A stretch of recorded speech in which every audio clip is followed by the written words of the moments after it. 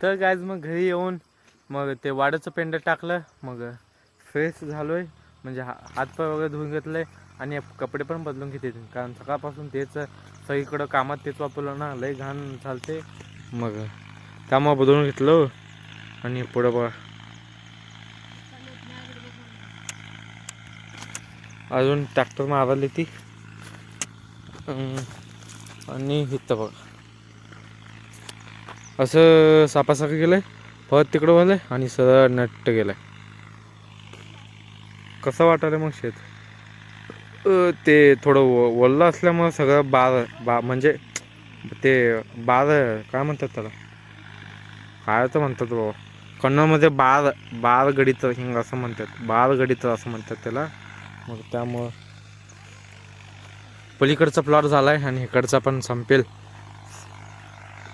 किती 8 रात्री, किती 8 वाजता का किती मग सकाळ म्हणजे दुपारी 4 तास थांबून होती गाडी. मग डिझेल संपलं होतं म्हणून मग आता परत चालू केली ती डिझेल घालून. इथं तवर आलंय.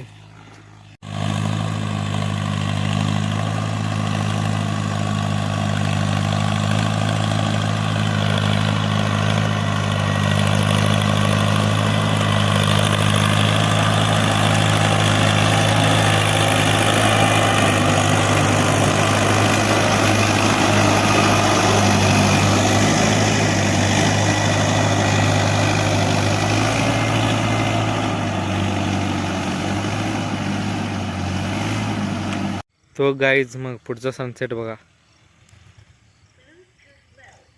नुसतं सूर्य दिसाले आणि बघा आसपास सगळं आभाळ आहे.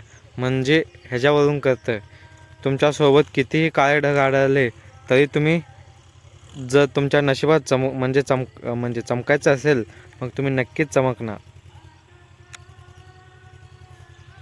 आणि मित्रांनो इथं आमच्या घराच्या बाजूला स्वराज ट्रॅक्टर आलं आहे आणि त्याच्यामध्ये कन्नड गाणं लागलं आहे. हो बघा कन्नड गाणं लागलं आहे बघा, तिथंच आहे त्या पुढच्या प्लॉटमध्ये स्वराज ट्रॅक्टर बडरा मारायला आहे आणि इथं आमच्याकडं नांगर.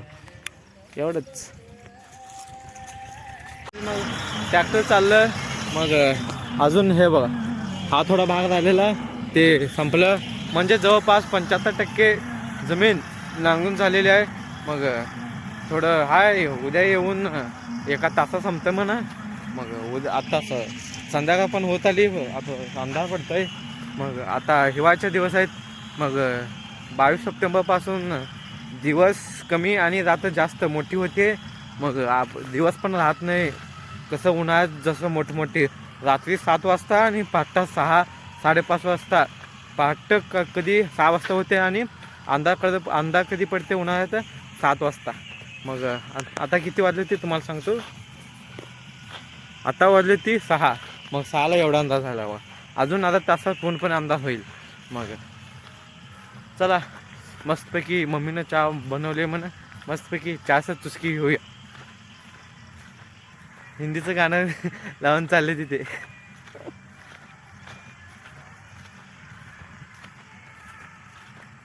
गाईज मग इथं बघा चहा, मस्तपैकी चहा पिऊया. चहा झालं थोडं, कप झालं मोठं, सरासर अन्याय मित्रांनो. मोठ्या कपामध्ये थोडंसं चहा देते.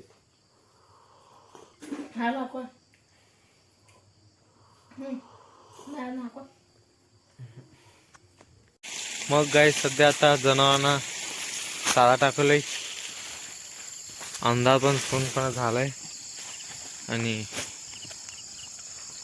टाकलंय, ह्याला पण टाकलंय. चला आता गोल्या इथं बसलाय बघा, ह्याला दुसऱ्याच्या शेतात बसते, ह्यानी पेरले तिथं बसते. ए गोल्या ए चल बे, तुला बांधून टाकतो बघ इथं, अजून एकदा इथं फिरला तो बांधून टाकतो. हां आज चंदा मामा, दिस इज चंदा मामा, आपले चंदा मामा. तुम्हाला माहीत आहे मित्रांनो, कर्नाटक राज्यातील बेळगाव जिल्ह्यातील गोलापूर या ठिकाणी असं शेतकऱ्यांचं आंदोलन उग्र झालेलं आहे. कारण त्यांना 3,000 रुपये 500 प्रति टन ऊसाचा दर पाहिजे. अहो बरोबर आहे, कारण एक शेतकरी रात्रंदिवस खूप कष्ट करतो मित्रांनो. कारण आमचं पण ऊस आम्ही पण ऊस पिकवतो, आम्हाला माहीत आहे त्यात किती कष्ट करावं लागतं. मग त्याला एक वर्ष मेहनत रात्रंदिवस काबाड कष्ट करून ऊस आम्ही पिकवतो. मग त्याला म्हणजे हे कारखानदार कमी भावानं त्याला विकत घेतात.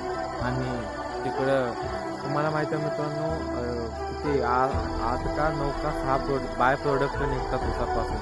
आपण ऊस कसं शेतकऱ्याला एक रेट देतात कारखानदार, मग त्याला तिथे जाऊन त्यापासून साखर मिळवतात. साखर, इथेनॉल,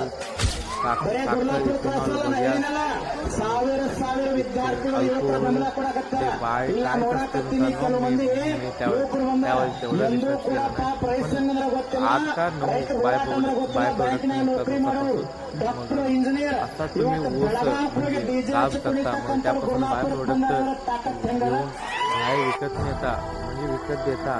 मग त्यातून तुम्ही त्यांना लई प्रॉफिट होतं मित्रांनो कारखानदारांना. पण इकडे शेतकऱ्यांना त्यांनी धोक्यात म्हणजे नुकसानात घालतात आणि खड्ड्यात घालून त्यांचा प्रॉफिट त्यांनी करून घेतात. मग यासाठी गेल्या 10 दिवस झाले आपले शेतकरी बांधव त्या ठिकाणी आंदोलन करत आहेत.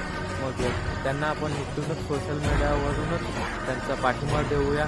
मग तुम्ही त्यांच्यासाठी कमेंट करा की मला पाठवतो तो टन म्हणून कशाला, तुम्ही कमेंट करा. मग आय होप तुम्हाला ब्लॉग हा आवडला असेल तर व्हिडिओला लाईक, शेअर अँड सबस्क्राईब करा. मग भेटूया तुम्हाला पुढच्या ब्लॉगमध्ये. तोपर्यंत thank you for watching. Bye bye.